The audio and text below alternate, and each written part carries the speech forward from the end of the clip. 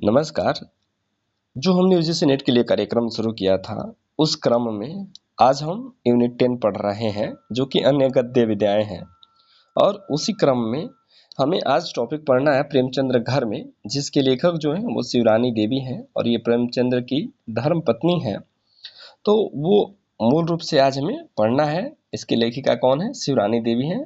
शिवरानी देवी प्रेमचंद्र हैं। सरस्वती प्रेस बनारस से छपा था। और इसमें 2 शब्द हैं जिसको देख लेंगे। पाठकों के सामने इस पुस्तक को रखते हुए मुझे बड़ी सुख अनुभव हो रहा है, जो एक आदमी को अपना कर्तव्य पूरा करने से होता है। इस पुस्तक को लिखने का उद्देश्य उस महान आत्मा की कीर्ति फैलाना नहीं है, जैसा कि अधिकांश जीवनियों का होता है। इस पुस्तक में आपको घरेलू संस्मरण मिलेंगे। इन संस्मरणों का साहित्यिक मूल भी इसी दृष्टि से है कि इनसे उस महान साहित्य के व्यक्तित्व का परिचय मिलता है। मानवता की दृष्टि से वह व्यक्ति कितना महान, कितना विशाल था, यही बताना इस पुस्तक का उद्देश्य है। और यह बताने का अधिकार जितना मुझे है, उतना किसी और को नहीं है। नहीं, क्योंकि उन्हीं के शब्दों में हम दोनों एक ही नाव के यात्री थे और हमने साथ साथ जिंदगी के सब तूफानों को झेला था। दुख और सुख में मैं हमेशा उनके साथ, उनके बगल में थी। आदमी को पहचान तकलीफ के भंवर में पड़कर ही होती है, और चूंकि हम दोनों साथ साथ उन तकलीफों से लड़े, साथ साथ रोए और हंसे, इसलिए मुझे उनकी विशालता का थोड़ा सा अंदाज लगाने का मौका मिला। उनके प्रति और उनके असंख्य प्रेमियों के प्रति यह मेरी बेवफाई होती अगर मैं उनकी मानवता का थोड़ा सा परिचय न देती। मेरा विश्वास है कि यह पुस्तक साहित्यिक आलोचकों को भी प्रेमचंद्र साहित्य समझने में मदद पहुंचाएगी, क्योंकि उनकी यह आदमियत की छाप उनकी एक एक पंक्ति और एक एक शब्द पर है। पुस्तक के लिखने में मैंने केवल एक बात का अधिक से अधिक ध्यान रखा है, वह है ईमानदारी, सच्चाई। घटनाएं जैसे जैसे याद आती गईं, मैं उन्हें लिखती गई हूँ। उन्हें सजाने का मुझे न तो अवकाश था और न साहस। इसलिए हो सकता है कि कहीं कहीं पहले की घटनाएं बाद में और बाद की घटनाएं पहले आ गई हों। यह भी हो सकता है कि अनजाने में ही मैंने किसी घटना का जिक्र 2 बार कर दिया हो। ऐसी भूलों को पाठक क्षमा करेंगे। साहित्यिकता के भूखे पाठकों को संभव है कि इस पुस्तक से कुछ निराशा हो, क्योंकि साहित्यिकता मेरे अंदर ही नहीं है, पर मेरी ईमानदारी उनके दिल के अंदर घर करेगी। यह मैं जानती हूँ, क्योंकि मैंने इस बात का बढ़ाकर कहने की कोशिश नहीं की है। जो कि 30 साल से ऊपर की जिंदगी के हर दुख और सुख में उनके साई होने के नाते मैं जानती हूँ कि अगर उनके गुणों को बखान करने में मैं तिल का ताड़ भी बनाती, तो भी उनके चरित्र की विशालता का पूरा परिचय न मिल पाता। पर मैंने तो सभी बातों बगैर अपने कुछ भी मिलाए ज्यों की त्यों कह दी है। ये लेखिका की है। उसके बाद से समर्पण इन्होंने किया है प्रेमचंद्र के नामों से। तुम्हारी ही चीज तुम्हारे चरणों में चढ़ाती हूँ, इस तुच्छ सेवा को अपनाना तुम्हारी दासी या रानी शिवरानी। क्योंकि अक्सर वो रानी बोलते थे। ठीक है, अब इनका बचपन देख लेंगे। ये तो जो मूल बुक है ना, मैं पाठकों से रिक्वेस्ट करूंगा, या जो भी यूजीसी नेट के कैंडिडेट्स हैं, इन फ्यूचर आपको मौका मिले ना, तो इस जीवनी को पढ़िएगा। मजा आया पढ़ने में, अच्छा लगेगा। तो उसमें का जो मेन है वो आपके सामने सामने मैं लेके आया हूँ। तो आप यहाँ से देखेंगे, आपका जन्म बनारस से 4 मील दूर लमही गांव में, ठीक है, 1880 में हुआ था। शनिवार को हुआ था। पिता का नाम अजायब राय, माता का नाम आनंदी देवी। आप कायस्थ दूसरे श्रीवास्तव थे। आपकी 3 बहनें थीं, इनमें से 2 तो मर गईं, तीसरी बहुत दिनों से जीवित रही। उस बहन से 8 वर्ष आप छोटे थे। 3 लड़कियों की पीठ पर होने से आप तेतर कहलाते थे। माता हमेशा की मरीज थीं। आपके 2 नाम थे। पिता का नाम मुंशी धनपत राय, चाचा का नाम रखा हुआ था मुंशी नवाब राय। माता पिता दोनों संग्रहणी की बीमारी थी। पैदा होने के 2-3 साल बाद आपको जिला बांदा जाना पड़ा। आपकी पढ़ाई 5वें वर्ष शुरू हुई। पहले मौलवी साहब उर्दू पढ़ाते थे। उन मौलवी साहब के दरवाजे पर सब लड़कों के साथ पढ़ने जाते थे। आप पढ़ने में बहुत तेज थे। लड़कपन से आप बहुत दुर्बल थे। आपकी विनोद प्रियता का परिचय लड़कपन से ही मिलता है। एक बार की बात है, कई लड़के मिलकर नाई का खेल खेल रहे थे। आपने एक लड़के की हजामत बनाते हुए बॉस की कमानी से उसका कान ही काट लिया। उस लड़के की माँ झल्लाई हुई उनकी माता से उलाहना देने आई। आपने जैसे ही उसकी आवाज़ सुनी, खिड़की के पास दबक गए। माँ ने दबकते हुए उन्हें देख लिया और पकड़कर 4 झापड़ दिए। माँ, उस लड़के का कान तूने क्यों काटे? मैंने उसके कान नहीं काटे, बल्कि बाल बनाया है। उसके कान से तो खून बह रहा है और तू कह रहा है कि मैंने बाल बनाए हैं। सभी तो इसी तरह से खेल रहे थे, अब ऐसा न खेलना। उम्र में कम थे, वो हमारे साथ थे। यहाँ तक भी तंबाकू वाले की दुकान मुझे मिल गई और मुझे जब छुट्टी मिलती, तंबाकू वाले की दुकान पर चला जाता, क्योंकि घर पर कोई दिलचस्पी न थी। वहीं मुझे लिखने का भी शौक हुआ। मैं लिखता और फाड़ता। कभी कभी मेरे पिताजी को हुक्का पीते हुए मेरे पिता कोठरी में भी आ जाते थे। जो कुछ मैं लिख कर रखता वे देख लेते और पूछते, नवाब, कुछ लिख रहे हो क्या? मैं शर्माकर गड़ जाता, मगर इस विषय में पिताजी की कोई दिलचस्पी न थी, क्योंकि एक तो उन्हें काम के मारे छुट्टी न मिलती थी और दूसरे वो इस विषय के जानकार भी न थे। मैं रात को चाहे जहाँ रहूं, उनसे इससे कोई बहस नहीं। मैं बाहर रहता था, वे अंदर। शायद पहले के लोग इसे अपना ड्यूटी भी नहीं समझते थे। मेरे पड़ोस में रामलीला होती थी। रामलीला के राम, सीता, लक्ष्मण मुझे बहुत अच्छे लगते थे। मेरे पास उस समय जो भी चीज़ें रहती थी, मैं लेकर के दौड़ता। पैसे भी जो रहते उनको दे आता। अगर वे मुझसे बात करते तो मैं 7वें आसमान पर पहुंच जाता। बड़ी खुशी होती थी। मैं भी कैसा भोदू था। आजकल के बच्चे मुझसे ज़्यादा चालाक होते हैं। पैसों की दिक्कत तो मुझे हमेशा रहती थी। मुझे 12 आने महीने में फीस लगती थी। उन 12 आनों से मैं एक आध आने की हर महीने खा जाता था। जिस मोहल्ले में से मैं था, उसमें छोटी जात के लोग थे।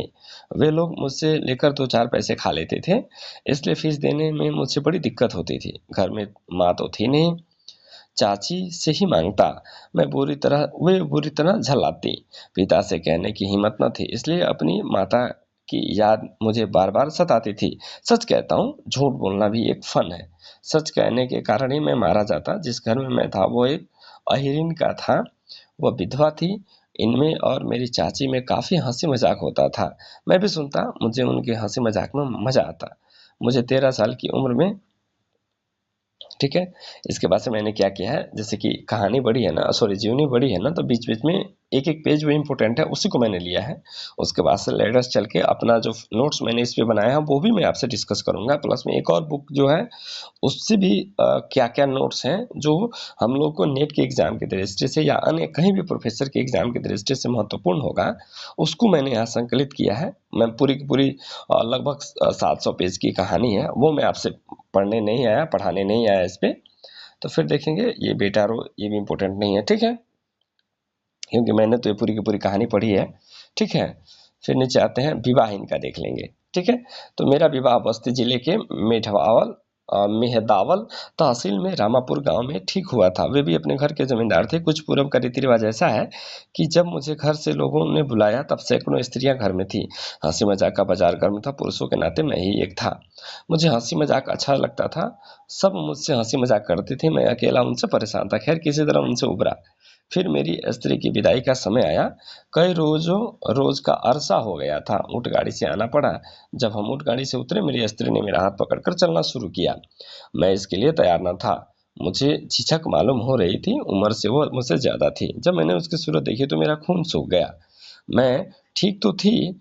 तुम भी सीधी गर्दन को पाकर अपने को कुछ लगाते हो।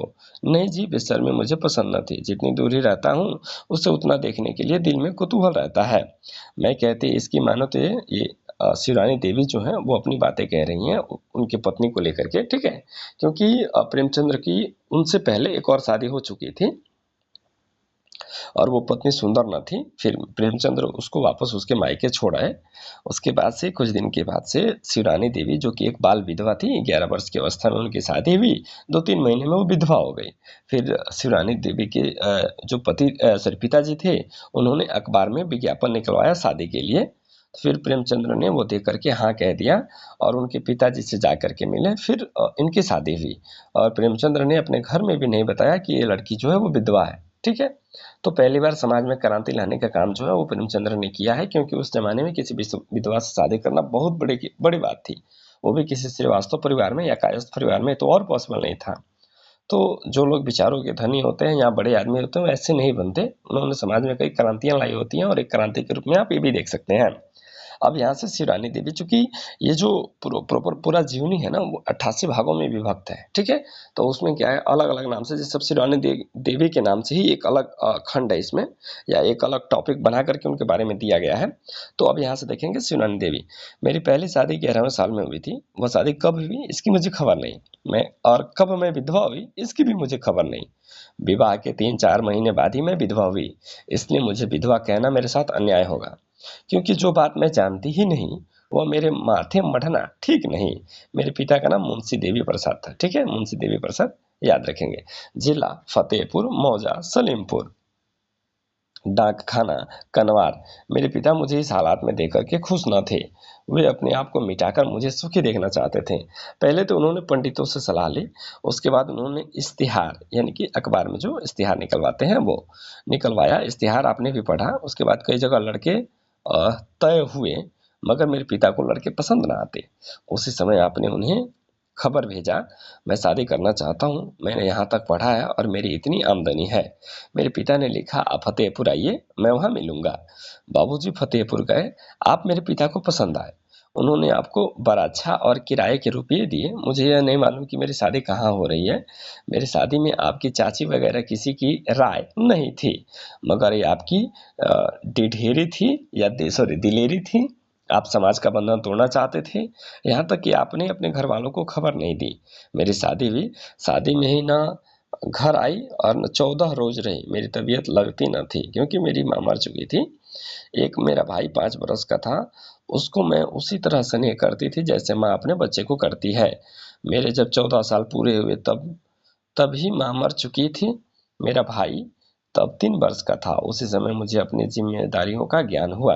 तब से मैं आज तक अपनी जिम्मेदारी निभा रही हूँ। बाद का को क्या हुआ इसे भविष्य जाने, मैं नहीं जानती। फागुन में मेरी शादी हुई। चैत्र में आप डिप्टी इंस्पेक्टर हो गए। मैं महीने भर यहाँ रहती तो 10 महीने अपने घर रहती। मुझे यहाँ अच्छा नहीं मालूम होता था, क्योंकि रोजाना झगड़ा होता रहता था। अब इनमें क्या है, कानपुर का जीवन है। ऐसे ही ऐसे करके टॉपिक बनाया गया है। तो कानपुर के जीवन को मैंने ज्यादा यहाँ नहीं लिया है। अब क्या है कि प्रेमचंद्र घर में जो है वो मेरे अपने अनुसार बनाए गए नोट्स, जो कि एग्जाम की दृष्टि से इंपॉर्टेंट है, वो अब आपको यहाँ देखने को मिलेंगे। मैं एक ही चीज कहता हूँ कि आप जो भी मैं वीडियोस बनाता हूँ उसको ध्यान से पढ़ें, भरोसा रखें। अभी बिहार में आगे चल करके असिस्टेंट प्रोफेसर का रेगुलर वैकेंसी आने वाला है, जिसमें कि सिलेबस के रूप में यूजीसी नेट के सिलेबस को ही रखा गया है। तो आप मेहनत करते रहिए, लगे रहिए। अब देखेंगे प्रेमचंद्र घर में शिवरानी देवी इसकी लेखक हैं। पाठ के अनुसार देखेंगे, इनके पिता का नाम अजायब राय, माता का नाम आनंदी देवी, बचपन का नाम धनपत राय पिताजी के द्वारा दिया गया था, नवाब राय जो कि चाचा जी के द्वारा दिया गया था। इन्होंने मर्यादा, हंस एवं जागरण पत्रिकाओं का संपादन किया था। इनके 2 बेटे हैं, श्रीपत राय धनु और अमृत राय बन्नू। उसके बाद से 1935 में प्रगतिशील लेखक संघ के सभापति बने, ठीक है, या लगभग 36 भी मान सकते हैं, क्योंकि कई जगह 36 देता है, ठीक है। उसके बाद से शिवरानी देवी ने जीवनी को 88 भागों में बांटा है, यानी 88 भागों में लिखा है, ये याद रखिएगा। इसकी श्रद्धांजलि जो है बनारसी दास चतुर्वेदी ने लिखा है, और आमुख जो है शिवरानी देवी ने खुद लिखा है। इस जीवनी के अनुसार अगर प्रेमचंद्र के जन्म की बात कर लेते हैं, 1880 में लमही बनारसी उत्तर प्रदेश में हुआ था। 3 बहनों के बाद जन्म हुआ, इसलिए तेतर कहलाए। इनका अपूर्ण उपन्यास मंगलसूत्र है, जो लिखते वक्त इनकी मृत्यु जो है 8 अक्टूबर 1936 में हुआ है। उसके बाद से स्मरणीय तथ्य देख लेंगे। इसमें एक पात्र के नाम में विजय बहादुर आते हैं, ठीक है, जो कि इनकी बीमाता जो थी, यानी बीमाता को चाची कहते हैं, जो कि इनके माँ की मृत्यु होने के बाद इनके पिताजी ने दूसरी महिला से शादी किया, ठीक है। उसके भाई का नाम क्या था, विजय बहादुर था। कचाकी नाम का इनका एक नौकर था। ये नौकर से इनका बिहेवियर बहुत अच्छा रहा था। इनके बड़े बाबू हैं, एक पिता के दोस्त हैं, मुंशी देवी प्रसाद शिवरानी देवी के पिता हैं, यानी प्रेमचंद्र के ससुर जी हैं।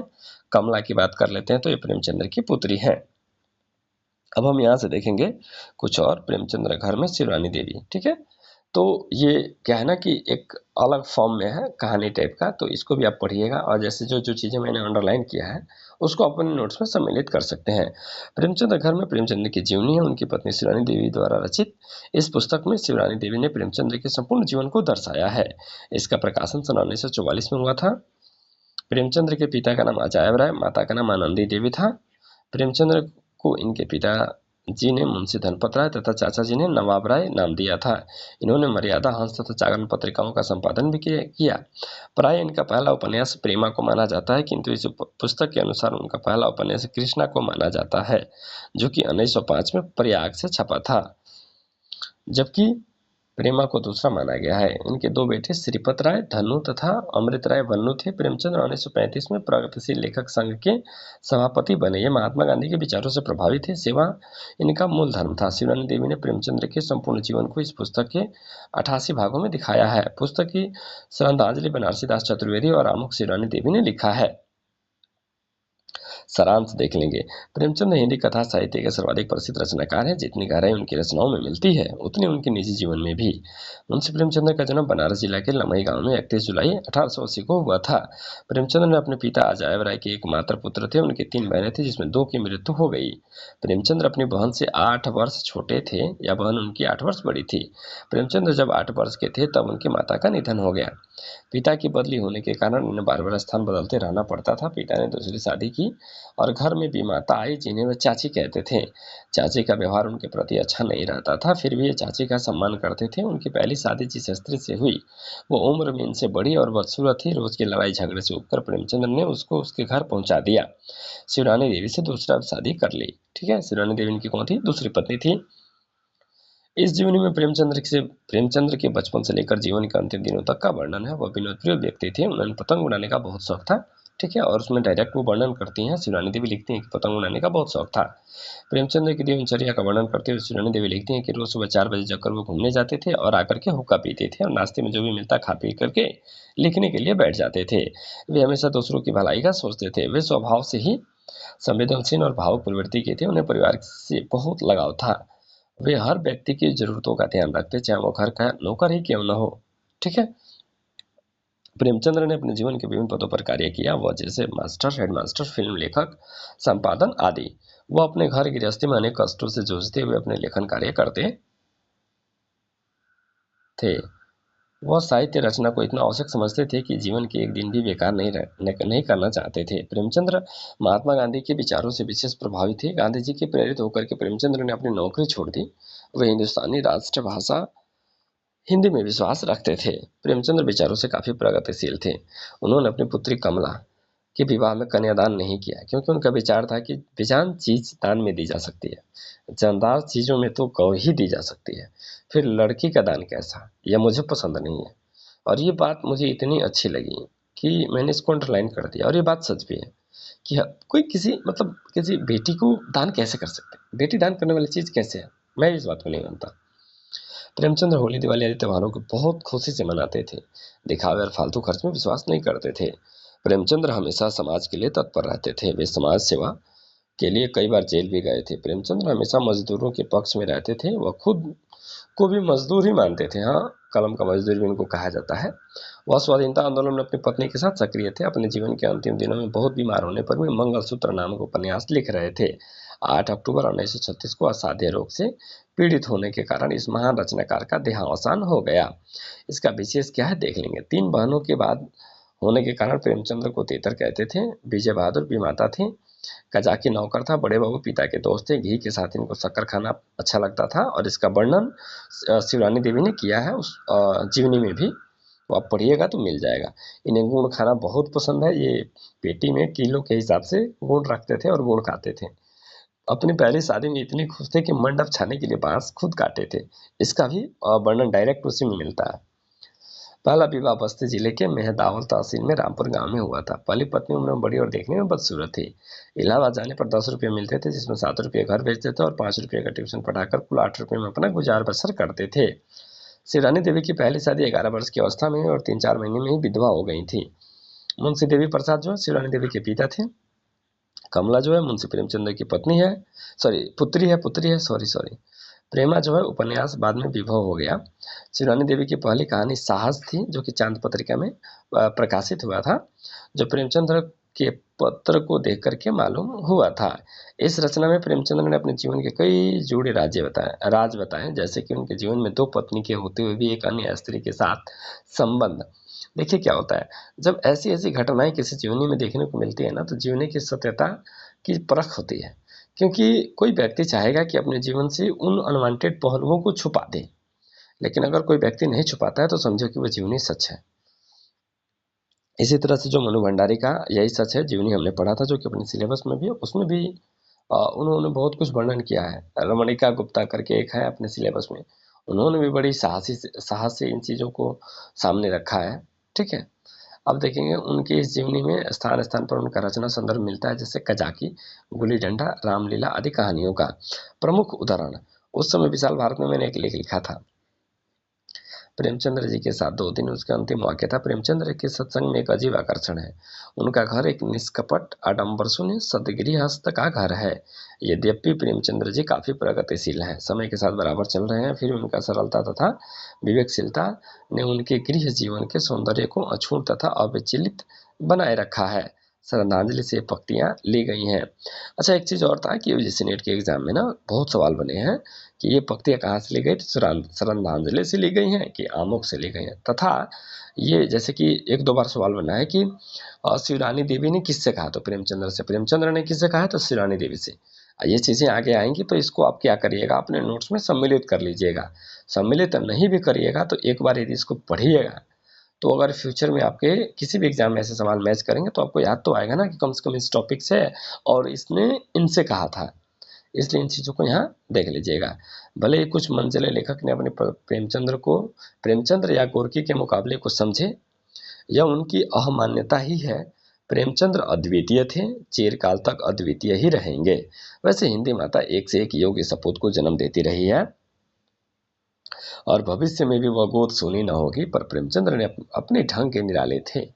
अपने इस निरालेपन को कोई उनसे छीन नहीं सकता, कोई अपनी बराबरी नहीं कर सकता। ये कहाँ से ली गई है पंक्तियाँ, श्रद्धांजलि से ली गई हैं।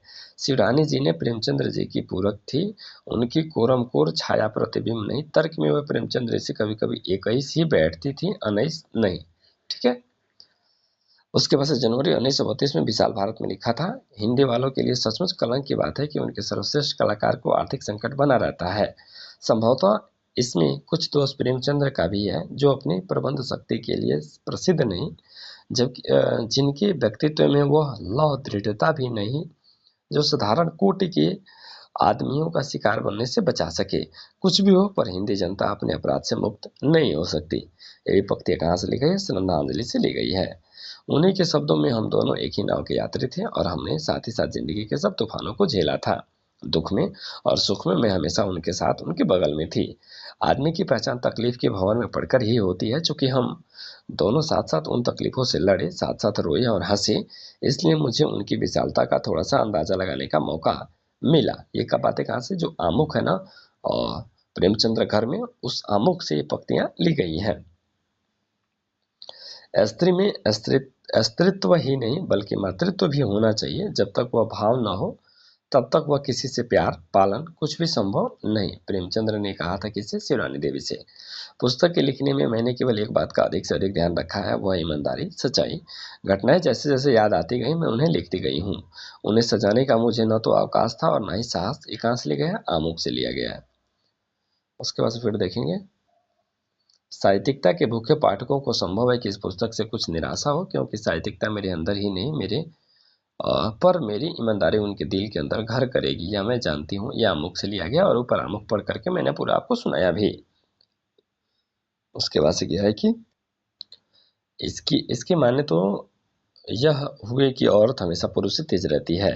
यह तो अच्छी रही, मरे को मारे शाह मदार, बड़े से दबना छोटे को दबाना, यह तो कोई अच्छी बात नहीं।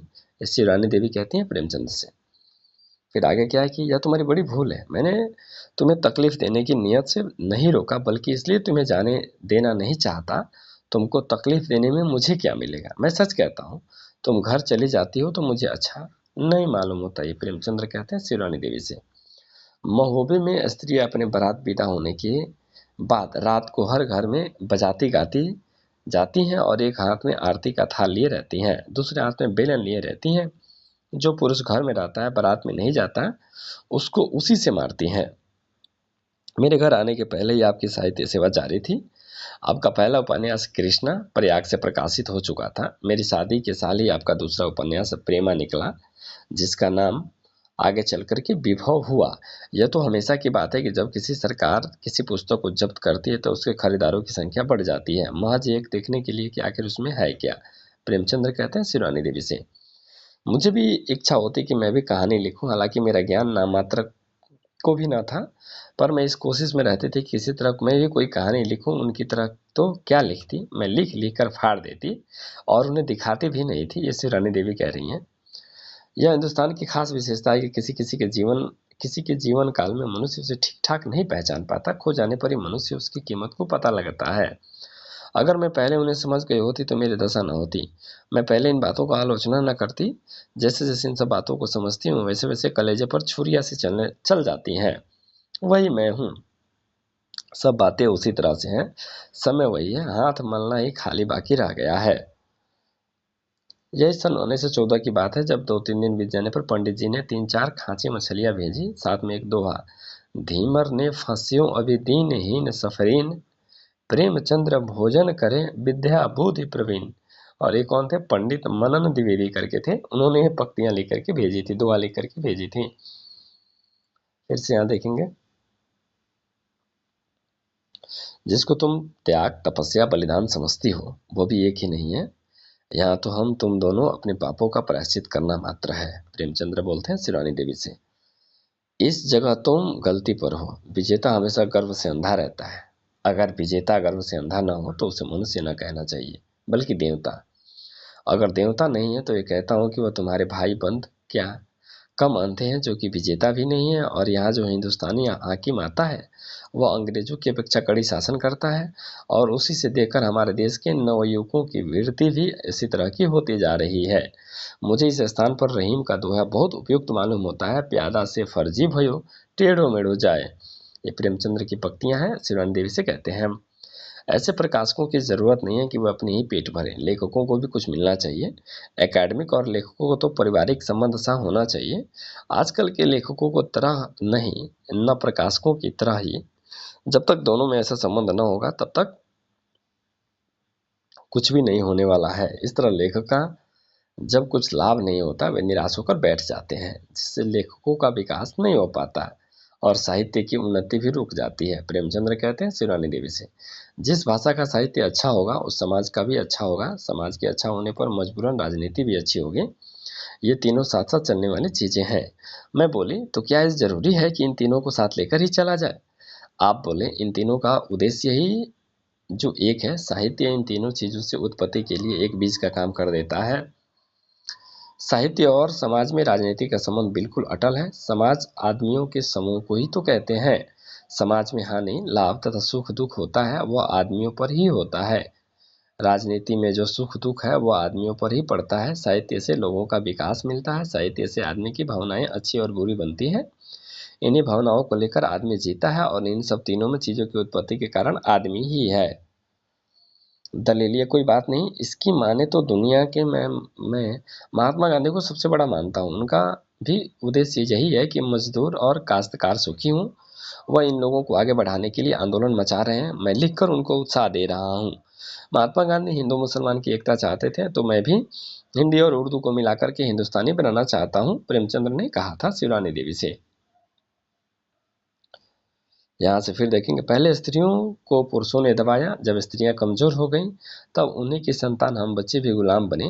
अब गुलामी की तावान हर्जाना हम लोगों को देना पड़ रहा है। प्रेमचंद्र ने कहा, मैं तो समझता हूँ कि किसी बोझ को बिना तुम्हारे सहारे के नहीं उठा सकता। फिर मैं तो तुमसे अलग अपने आप को समझता ही नहीं। मैं तो यहाँ तक समझता हूँ कि कोई पुरुष बिना स्त्रियों के कुछ भी नहीं कर सकता। जब तक स्त्रियों का हाथ किसी काम में न लगेगा तब तक कोई भी काम पूरा नहीं पड़ सकता। जब घर घर की स्त्रियां और पुरुष हिंदुस्तान की तरक्की में लगेंगे तभी कल्याण होगा। तुम गलत कह रही हो। कानून का डंडा बड़ा मजबूत होता है, उसके सामने सभी सिर झुका देते हैं, तब मानने न मानने का सवाल ही नहीं रह जाता। आज अगर कानून पास हो गया तो बड़ा ही उपकार होगा। जो चीज धर्म पर छोड़ी जाती है वो मुर्दा है, उनका होना न होना दोनों बराबर हो जाते हैं। प्रेमचंद्र, कोई जमाना था जब हम लोगों ने ईसा की हथेलियों को खपचे ठुकवाई थी। मोहम्मद साहब को पाने के लिए परेशानी उठानी पड़ी थी। राम और कृष्ण को भी काफ़ी लड़ाइयाँ लड़नी पड़ी थी। बुद्ध के भी काफ़ी दुश्मन थे। अगर गांधी युग है तो उनका भी काफ़ी लड़ाई लड़नी होगी। और आखिर में गांधी की ही विजय होगी, प्रेमचंद्र ने कहा था शिवरानी देवी से। हाँ, तुम्हारे लिए जरूरी है कि पुरुष खुद मजबूर बन सकता है, मगर अपने घर में स्त्रियों को मजदूरनी बनाना पसंद नहीं करता। अब उधर चाहे जो कुछ हो, मगर पहले अंग्रेजों के यहाँ भी उनकी स्त्रियों को नौकरी नहीं करने देते थे। प्रेमचंद्र, स्त्रियां नौकरियां करने लगी हैं, मगर वो अच्छा नहीं है। मैं इसको अच्छा नहीं समझता। अब इसका नतीजा क्या हो रहा है, अब पुरुष और स्त्री दोनों नौकरियां करने लगे, तब इसके मान क्या है? रुपये ज़्यादा आ जाएंगे। उसी का तो यह फल है कि पुरुषों की बेकारी बढ़ रही है। अब तो अपनी कमाई का पैसा पुरुष अपने पास रखे रहते हैं। जब उन बिचारियों की ज़रूरत होती है तब उन्हें मांगना पड़ता है। इच्छा हुई तो कभी दे दिया, कभी इनकार करके हट गए। तब ऐसी हालात में मेरे ख्याल से बेहतर यही है कि दोनों कमाए। शिवरानी देवी प्रेमचंद्र से। स्त्रियां शिक्षित हो तब उसके साथ साथ स्त्रियों को अधिकार मिल जाए, तब पुरुषों से मिले हुए हैं। जब तक सब स्त्रियां शिक्षित नहीं होगी, सब कानून अधिकार उनको बराबर न मिल जाए, तब तक महज बराबर काम करने से काम नहीं चलेगा। प्रेमचंद्र शिवरानी देवी से।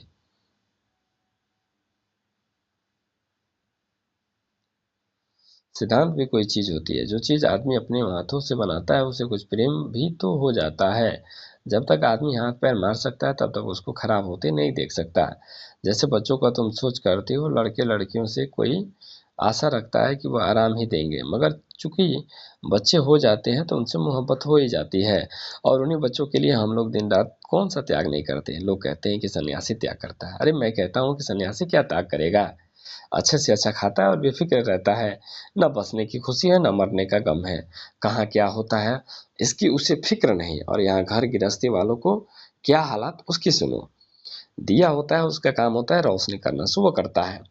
उससे किसी का लाभ होता है या हानि, इससे उसको कोई बहस नहीं। उसमें जब तक तेल और बत्ती रहेगी तब तक वो अपना काम करता रहेगा। जब तेल खत्म हो जाएगा तब वो ठंडा हो जाएगा।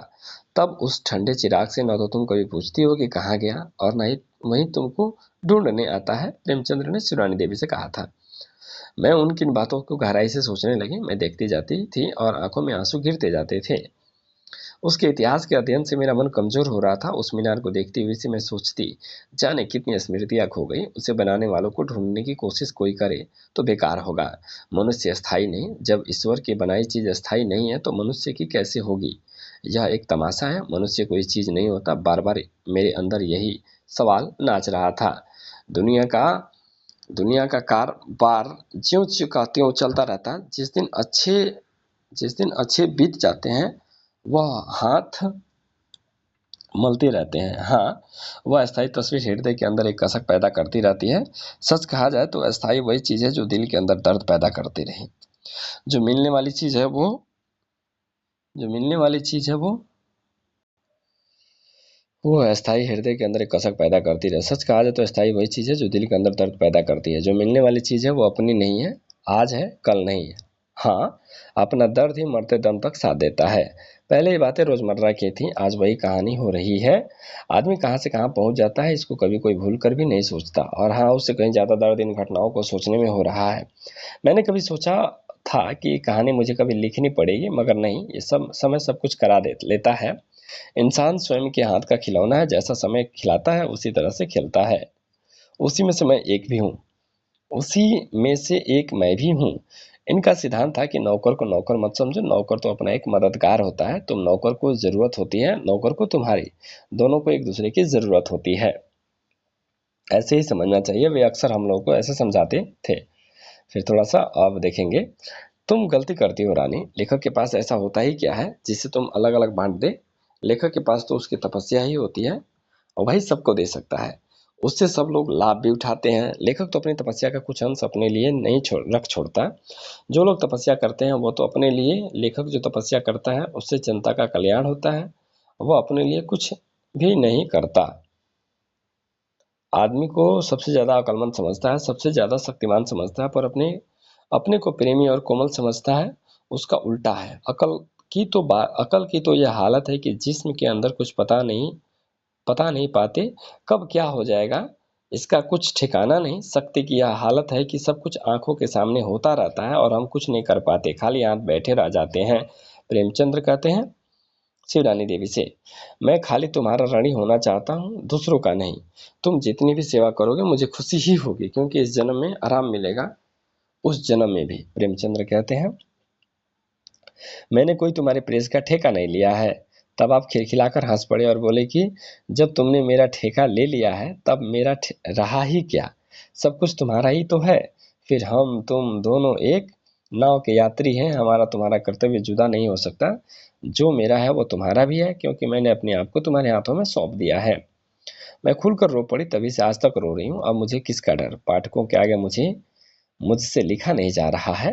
अब मेरी सारी जिंदगी रोने के लिए ही बच रही है। मैं न कोई लेखिका हूँ और न कोई कलाकार। इस रचना से पाठकों का जरा भी लाभ हो सका तो मैं अपने आप को धन्य मानूंगी। और ये अंतिम पंक्तियां हैं, क्योंकि मैंने वो पढ़ा है। जिस चीज को आदमी अपनाता है, विश्वास करता है और उससे किसी का विश्वास हो जाता है तो दिल में एक क्रांति सी पैदा हो जाती है। वो क्रांति हम लोगों को भस्म नहीं कर सकती, पर मैं खुद पर खुद भस्म हो सकती है। इन दोनों विश्वास लाना मेरे काबू से बाहर की बात है। हालांकि ये पंक्तियां पहले की हैं, सबसे अंतिम पंक्ति ऊपर वाली है, जो कि मैंने कहा कि अंतिम पंक्तियां हैं। इस तरह से हमारा जो प्रेमचंद्र घर में जीवनी, जो कि अपनी यूनिट 10 में लगा है, वो खत्म होता है। इम्पोर्टेंट टॉपिक है, इसको आप क्लियर करिएगा। वीडियो लंबा लगे ना तो आप इसको 2 गुने स्पीड में देख लीजिए, 1.5 गुने स्पीड में देख लीजिए। मिलेंगे अगले टॉपिक के साथ, तब तक के लिए धन्यवाद।